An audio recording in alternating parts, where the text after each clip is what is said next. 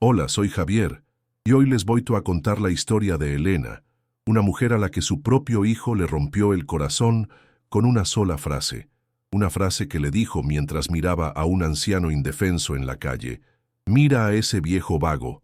Esas palabras, cargadas de vergüenza y desprecio, no solo hirieron al hombre, sino que se clavaron en el alma de su madre como un cuchillo, porque en ese desprecio ella vio el reflejo del rechazo hacia todo lo que ella era. ¿Alguna vez han sentido que la persona que más aman es la que más los avergüenza? Antes de contarte lo que pasó cuando Mateo, su hijo, entró a esa oficina y descubrió quién era en realidad ese viejo vago, comenta de qué ciudad nos estás viendo y suscríbete al canal. Créeme, no querrás perderte la cara que puso al ver a su madre, la mujer de la limpieza, entrar a esa misma sala de juntas. La historia de Elena es la de muchas mujeres que se sacrifican en silencio, esperando un poco de gratitud, pero a veces lo que reciben es la humillación más profunda, justo de quien menos lo esperan. Quédate porque esto apenas comienza. El conflicto real no era el anciano, sino el abismo que se había abierto entre madre e hijo. Elena vivía en una colonia polvorienta en las afueras de Monterrey, un lugar de trabajo duro y sueños modestos. Cada mañana se subía al autobús oliendo a cloro y a cansancio para ir a limpiar los pisos de un corporativo de lujo, el mismo lugar que su hijo veía como su única salida. Para Mateo, ese edificio era el éxito. Su barrio, en cambio, era el fracaso del que necesitaba escapar a toda costa. Y su madre, con sus manos ásperas, era el recordatorio constante de ese origen.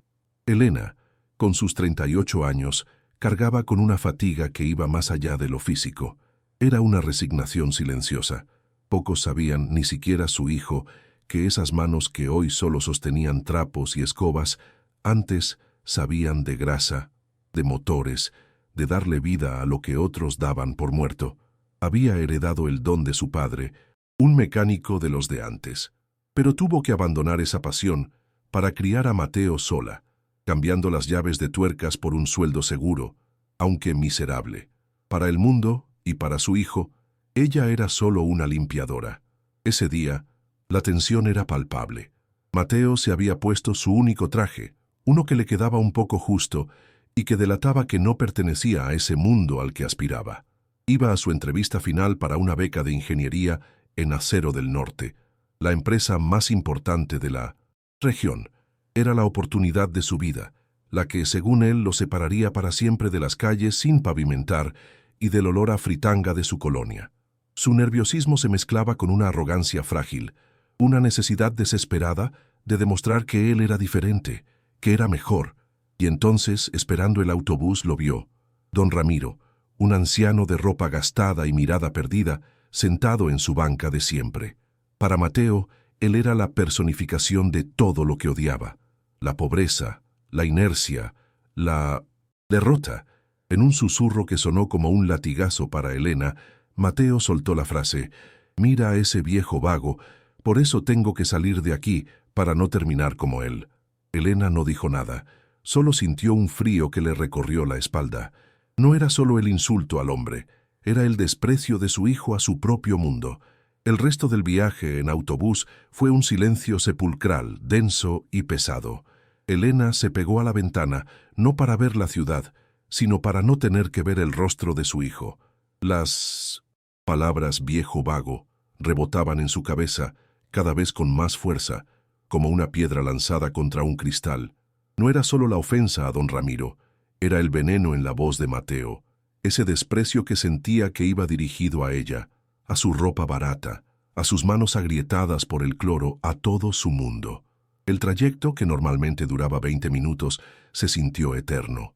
Al bajar frente al imponente edificio de Acero del Norte, Mateo se irguió, tratando de que su traje de segunda mano pareciera pertenecer a ese lugar.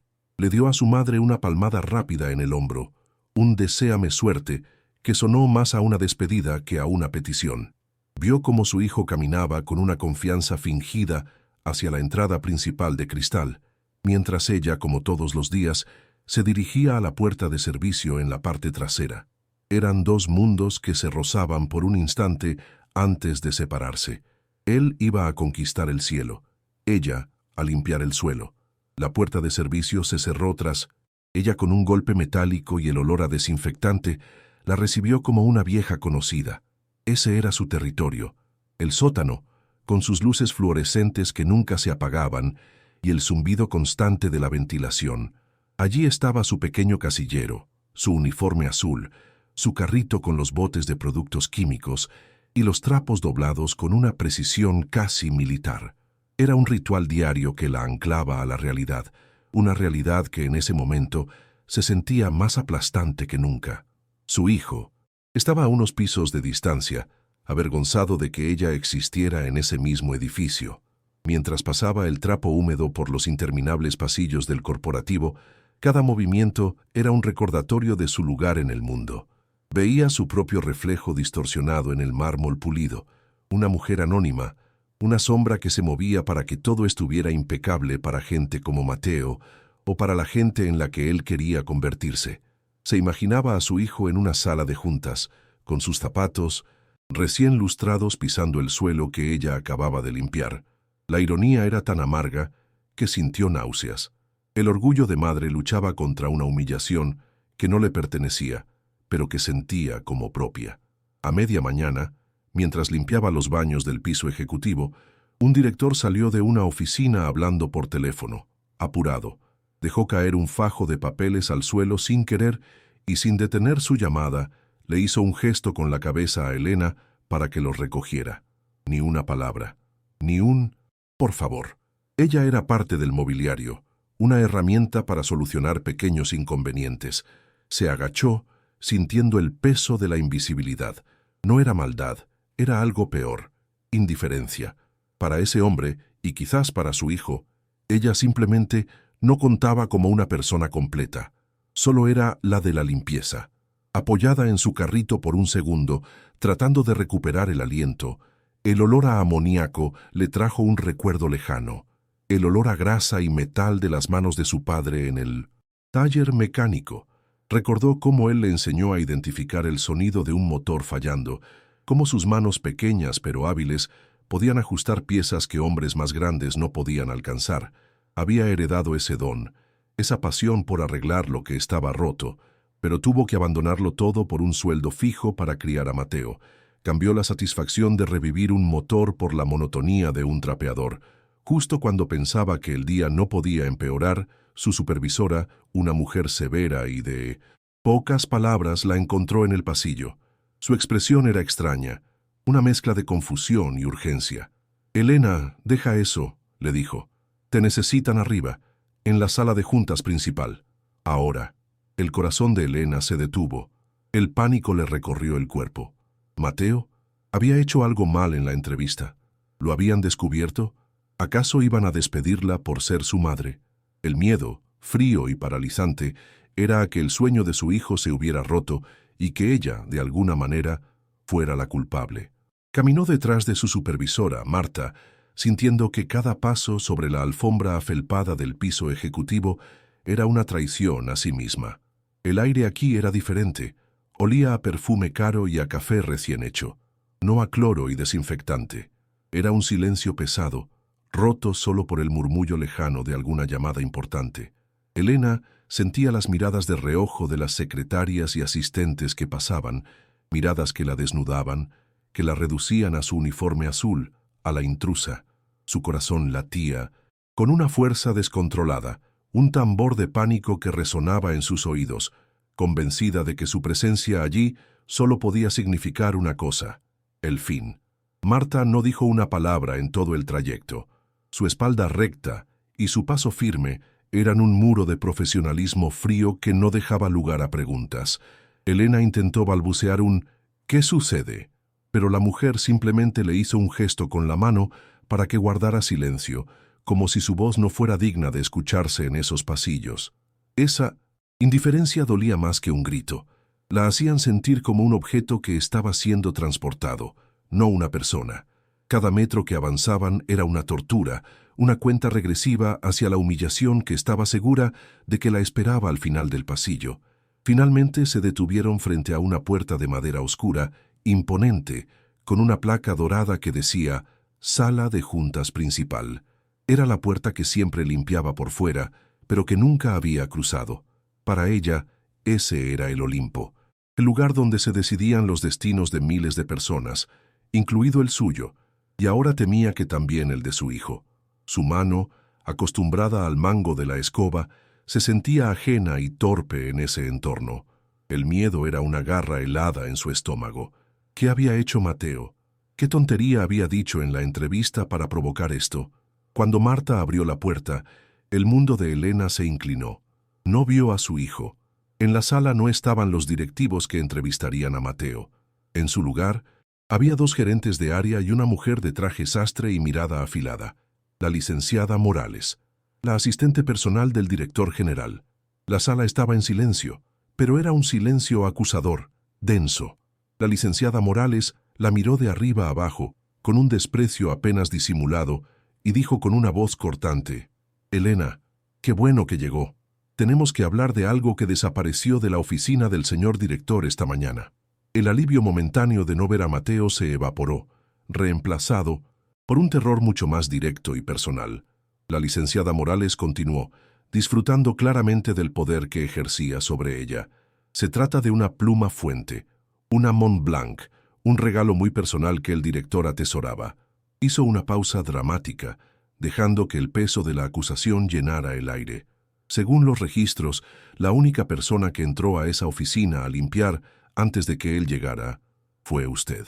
No era una pregunta, era una sentencia, una trampa perfecta de la que no había escapatoria. Elena era la culpable perfecta. Elena sintió que el aire le faltaba. Las palabras se atoraron en su garganta, un nudo de impotencia y rabia. Yo jamás tocaría algo que no es mío, logró decir, pero su voz sonó débil, un susurro ahogado. Vio sus rostros. No había duda en ellos, solo confirmación.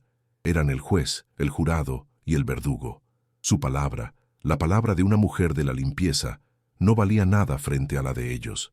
En ese instante, entendió la fragilidad de su dignidad. Años de trabajo honesto, de llegar temprano e irse tarde, borrados por una acusación sin pruebas. Desesperada, buscó con la mirada a su supervisora, a Marta, la única persona en esa sala que conocía su trabajo, su historial impecable. Esperaba un gesto de apoyo, una palabra de defensa, pero lo que encontró fue un par de ojos fríos y evasivos. Marta se aclaró la garganta y, sin mirarla, dijo con un tono burocrático: «Elena, el protocolo es claro. Tendremos que revisar su casillero y sus pertenencias personales de inmediato». Fue el golpe final, la traición definitiva.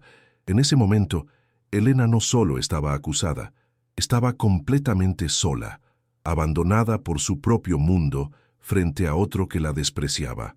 El silencio después de las palabras de Marta fue lo peor, más hiriente que la acusación, más frío que el aire acondicionado de la sala. Elena sintió cómo la retiraban de ese espacio sagrado no como a una empleada, sino como a una pieza de basura que debía ser desechada. La licenciada Morales caminaba delante de ella con una suficiencia odiosa, como si estuviera escoltando a una criminal convicta. Elena no la miró. Fijó la vista en el suelo de mármol que había pulido esa misma mañana, un suelo que ahora parecía burlarse de ella, reflejando una versión distorsionada y humillada de sí misma. La caminata hacia el sótano fue una procesión de vergüenza. Cada paso por los pasillos corporativos era una tortura. Las secretarias levantaban la vista de sus computadoras. Los ejecutivos que pasaban a su lado la miraban con una mezcla de curiosidad y desprecio. Eran las mismas personas para las que ella era invisible cada día, pero ahora, bajo la sombra de la sospecha, era el centro de atención. Su uniforme azul, que antes era un símbolo de trabajo honesto, ahora se sentía como el traje de una prisionera. Quería encogerse, desaparecer, pero la espalda rígida de la licenciada Morales la obligaba a seguir adelante. Frente a su casillero metálico, el número 47, Elena se sintió completamente expuesta. Le pidieron la llave con un tono que no admitía réplica. Mientras la licenciada Morales abría la pequeña puerta, Elena pensó en lo que encontrarían dentro: una foto arrugada de Mateo cuando era niño, un suéter viejo para los días de frío, medio sándwich envuelto en una servilleta y en una esquina una pequeña llave de tuercas oxidada, un recuerdo de su padre que siempre llevaba consigo. Eran los restos de su vida, los pequeños tesoros de una existencia simple, ahora profanados por ojos que solo buscaban pruebas de un crimen. Revisaron todo con un desdén metódico, sacudieron su suéter, abrieron su bolsa, desarmaron su sándwich como si pudiera esconder una joya dentro. No encontraron nada, por supuesto. La pluma no estaba allí, pero en el rostro de la licenciada Morales no hubo ni una pizca de alivio o de disculpa, solo una delgada línea de frustración, como si la inocencia de Elena fuera un inconveniente personal para ella. «Puede guardar sus cosas», dijo secamente, antes de darse la vuelta y marcharse con los otros gerentes, dejando a Elena sola en medio de sus pertenencias revueltas, con la acusación aún flotando en el aire. Cuando los gerentes se fueron, una de sus compañeras de limpieza, Consuelo, una mujer mayor que llevaba 20 años en la empresa, se acercó en silencio. No dijo mucho. Solo puso una mano arrugada sobre el hombro de Elena y le pasó un vaso de agua. «Esa gente no sabe lo que es ganarse el pan con sudor, mija», susurró. «Creen que porque limpiamos el suelo, también tenemos el alma sucia. No dejes que te doblen, tú sabes quién eres». Esas simples palabras, dichas con la autoridad de quien ha visto todo, fueron un ancla en medio de la tormenta. Las palabras de Consuelo fueron una chispa en la oscuridad. Elena se quedó mirando la llave de tuercas en su mano. Recordó a su padre, con las manos negras de grasa, pero la frente siempre en alto, diciéndole que el valor de una máquina no está en su pintura brillante, sino en cómo funcionan sus engranajes por dentro. Se dio cuenta de que la habían tratado como a una pieza defectuosa, como algo que se puede desechar sin pensar. La tristeza que la había paralizado comenzó a transformarse en una rabia fría y clara. Una rabia que no era destructiva sino constructiva. Cerró la puerta de su casillero, pero el sonido metálico no fue de derrota, sino de un punto final. Se secó una lágrima solitaria que no se había dado cuenta de que había caído. Miró sus manos, las mismas manos que su hijo despreciaba y que esos ejecutivos consideraban sucias. Eran manos que sabían de trabajo, de honestidad, de construir y reparar. No iba a permitir que la definieran con una mentira. Tomó una decisión. No iba a irse a casa a llorar. Iba a volver a subir, no para suplicar, sino para que la escucharan, por primera vez en años, no como la de la limpieza, sino como Elena. Con la dignidad hecha jirones a sus pies, Elena se irguió. Miró a su hijo, no con el amor ciego de una madre, sino con la claridad de una extraña. Vio a un muchacho pálido, con la boca entreabierta, incapaz de articular una sola palabra para defenderse. La arrogancia que había mostrado en la parada del autobús se había desmoronado, dejando al descubierto a un niño asustado, ahogándose en su propia vergüenza. El peso de la mirada de don Ramiro lo aplastaba, y por primera vez Elena no sintió el impulso de protegerlo. Sintió una especie de justicia helada, dolorosa pero necesaria, al verlo enfrentarse al espejo de sus propias palabras. Don Ramiro Garza, el anciano al que su hijo había llamado vago, lo miró con unos ojos que parecían haber visto la construcción y la demolición de imperios. Su voz, cuando finalmente habló, no era de enojo, sino de un desinterés cortante, como el de un cirujano que declara una causa perdida. La ingeniería no se trata solo de construir puentes de acero, joven, dijo, y cada palabra era un clavo en el ataúd de las aspiraciones de Mateo. Se trata de entender el valor de cada pieza, de cada remache, por pequeño u oxidado que parezca. Usted hoy me demostró que no sabe nada de valor. Fue entonces cuando Elena dio un paso al frente. El leve roce de sus zapatos de hule contra la alfombra carísima fue el único sonido en la sala. Todos los ojos se volvieron hacia ella. La mujer del uniforme azul, la limpiadora, la madre del fracasado, esperaban lágrimas, súplicas, una defensa desesperada, pero no encontraron nada de eso en su rostro. Su espalda estaba recta, su barbilla levantada. No era la empleada acusada de robo ni la madre avergonzada. Era una mujer que había cruzado una frontera invisible dentro de sí misma y que ya no tenía nada que perder. «Señor Garza», comenzó, y su voz, que antes era un susurro tembloroso, ahora sonaba firme, anclada en una certeza profunda. «Mi hijo es un tonto asustado, lleno de vergüenza por el lugar de donde viene». Las palabras golpearon a Mateo como una bofetada, pero Elena no lo miró. Sus ojos estaban fijos en el dueño de la empresa, hablándole de poder a poder. Todavía no aprende a mirar debajo de la pintura, debajo del óxido, debajo de la ropa gastada. Usted ve a un anciano y ve un vago. Él ve a su madre y ve a una sirvienta. Hizo una pausa, dejando que la brutal honestidad de sus palabras se asentara en el aire acondicionado de la sala. «Pero yo», continuó, y su voz se llenó de una pasión que nadie allí le conocía. «Yo veo un motor viejo y sé que con respeto y trabajo puede volver a rugir. Veo unas manos cubiertas de grasa y sé que son manos que crean, que reparan, que dan vida». Se tocó sus propias manos, las que olían a cloro, y las miró con un orgullo recién descubierto. Él todavía no sabe que la mugre del trabajo honesto es más limpia que la arrogancia. Luego su mirada se endureció, convirtiéndose en un desafío. «No le pido la beca, señor. Sería un desperdicio. Él no la merece». El impacto de esa declaración dejó a Mateo sin aliento. En su lugar, dele una oportunidad, pero no de ser ingeniero, sino de aprender a ver. Póngalo a barrer el taller, a limpiar la grasa de las máquinas con sus propias manos, a cargar las piezas más pesadas hasta que le duelan los huesos. Póngalo a trabajar con los hombres que él desprecia, hasta que entienda que el valor de una persona no está en su traje, sino en el sudor de su frente. Un silencio atronador llenó la sala de juntas. Mateo miraba a su madre como si la viera por primera vez. No era la mujer cansada y sumisa que le preparaba el desayuno. Era una fuerza de la naturaleza, una leona defendiendo no a su cachorro, sino un principio, una verdad tan sólida como el acero que producía esa misma empresa. Don Ramiro Garza, por su parte, ya no la miraba con la distancia de un jefe. Una lenta sonrisa, la primera que alguien le veía en mucho tiempo, comenzó a formarse en su rostro. Una sonrisa de profundo y absoluto respeto. Don Ramiro Garza se levantó lentamente, y su movimiento silenció cualquier murmullo pendiente.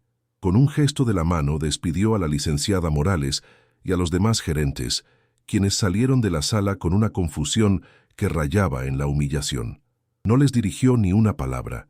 Su atención estaba fija en Elena y en Mateo.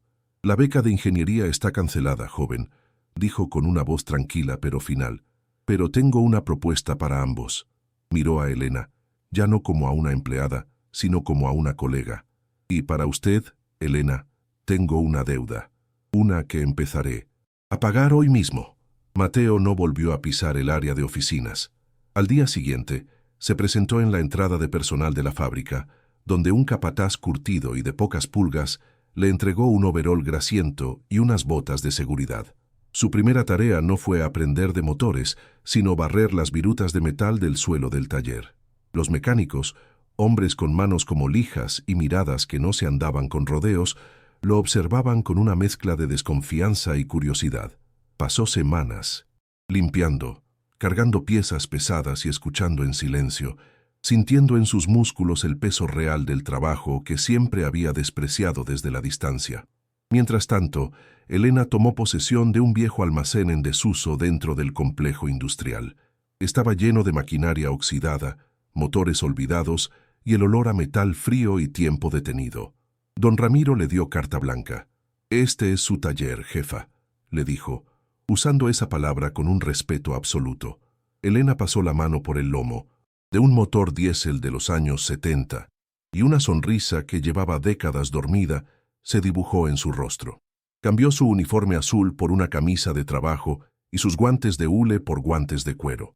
No estaba limpiando el pasado, lo estaba resucitando. El cambio no pasó desapercibido. La noticia corrió por los pasillos del corporativo como un reguero de pólvora. Elena, la de la limpieza, ahora dirigía un proyecto especial para el propio don Ramiro. Un día, su antigua supervisora, Marta, tuvo que bajar al taller para pedirle una autorización de equipo. La encontró discutiendo un plano con 2 ingenieros jóvenes que la escuchaban con atención reverencial. Marta tuvo que esperar, carraspeando, hasta que Elena terminó. «Sí, dime», le dijo Elena, con una amabilidad directa que la dejó sin palabras. En esa simple interacción, el universo se había reordenado por completo. La relación con Mateo se transformó en un silencio lleno de significado. Él llegaba a casa tarde, cubierto de grasa, demasiado cansado para hablar. Ya no había arrogancia en su mirada, solo el agotamiento profundo de quien ha trabajado con sus manos todo el día. Una noche, Elena lo vio guardar sus libros de cálculo y diseño en una caja, en el fondo de su armario. No le dijo nada, simplemente le sirvió la cena, un plato caliente que era un bálsamo. Él comió en silencio, pero por primera vez en años, la miró a los ojos y asintió levemente. Un gracias, que valía más que 1000 disculpas. 6 meses después, el taller de restauración era un lugar vibrante, lleno de jóvenes aprendices que veían en Elena a una maestra. Un día, lograron encender un motor de barco que llevaba 20 años mudo.